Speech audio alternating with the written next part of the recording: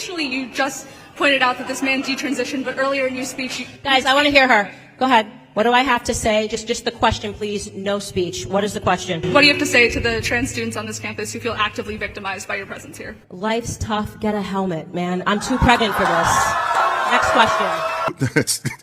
Thank you for that question. The first step to pushing back against woke culture is understanding the bigger picture of common sense, not just some shallow trend that sounds good on Twitter. If dismantling woke ideology were as easy as calling it out on social media, we'd already be free of its grip. But there's something much deeper going on here, and Candace Owens is here to help break it down. Woke culture is plaguing society because people are too afraid to speak out. Now, to survive in woke culture, you have to become a liar. You have to pretend that you think fat is beautiful. You have to pretend to be race obsessed. You have to pretend that you think Dylan Mulvaney is a woman and should be included in female spaces. We are being told that you have to lie repeatedly in order to survive in corporate culture. He brought this idea to Bud Light, but I do believe that she was conditioned. I mean, she went to Harvard. What do we think goes on? What do we believe is the sociology of people that graduate Harvard? They're basically being told that this is the way that they should think. And there's one more thing I want to say here, Tucker, because it's deeply upsetting to me. There is a post-analysis that needs to happen here on why it is that Dylan Mulvaney for 365 days was able to openly mock women, to openly take the spaces of women, to get contracts from Ulta Beauty, to take, contracts from other women and all these sponsorships, and nobody cared. Until suddenly, Dylan Mulvaney traversed into a male space, and it became unacceptable. Why? Because men don't tolerate this level of lies in the way that women do, right? We respond emotionally and not rationally. We should have been the ones to put an end to Dylan Mulvaney. They care too much about what the loudest voices think. Let's say you decide to challenge the LGBTQ liberal narrative, and the thoughts start to flood in. What will people say? Am I going to be labeled a bigot? Will I get canceled? Don't even get me started on the fear that comes when you actually speak the truth. The reason people fold is that they can't carry the emotional burden required to face the woke mob. The advantage of a man, you commit a crime, you commit a sex crime, you molest a child, and you know how they treat pedophiles in prison, you know how they treat sexual deviants in prison. So you just say, actually, no, I'm transgendered. That's what's actually happening. Please put me amongst the women inmates who now need to accept. And the fact that the prisons are doing this, they're acknowledging them and affirming them, and that taxpayers are having to bear the expense. I can't even talk about how much that infuriates me. But the second element of this is that there is what's not being spoken about, well, it's definitely being spoken about on my podcast, is the growing alphabet mafia. And for every voice of reason, there are 100 loud opinions trying to shout it down. And that's just the pressure to stay silent. What about the other ridiculous ideas that woke culture dumps on us every day?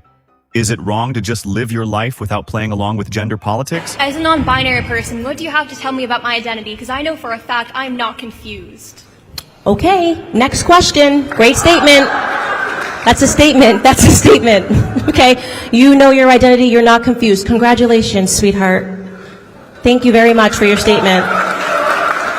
Bring back saying you are disgusting, you are wrong, you are a you are a pervert. Call things for what they are. And that is another way that they've psychologically tried to transform speech in America by saying like, oh, okay, you have free speech, but if you say that word, like if you say like, oh, that's whack or that's gay, then that would make you a homophobe. You don't want to be a homophobe, do you? It's no, we shouldn't do that. Somebody who's a 32-year-old congresswoman. I'm sorry, did I say congresswoman? I meant Congress menstruating person, because apparently we're no longer allowed to say women. I mean, this is so ridiculous. And here's what's really funny. She immediately cripples her own argument here, right? Her argument is that the evil GOP, they're taking away actions that women were allowed to take via abortion, but she's immediately saying something worse. Should kids be learning about gender fluidity before they know basic math?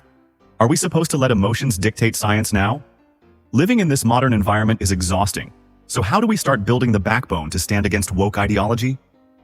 When most people think about challenging these ideas, they're met with the simplistic advice: just live and let live. Sure, that sounds nice, but it doesn't solve anything when these ideologies are being forced on society. There's a deeper conversation that most people miss.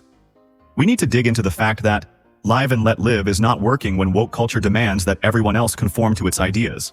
We always say, if you disagree with us, come to the front of the line and ask us a question, and they always do. Then the moment that they realize they cannot defend their ideas, the moment that they realize that their ideas are simply emotions, they get very upset very quickly and they storm away. Words have meaning. And so when you start allowing the perverts to dictate speech, then words just have to go away.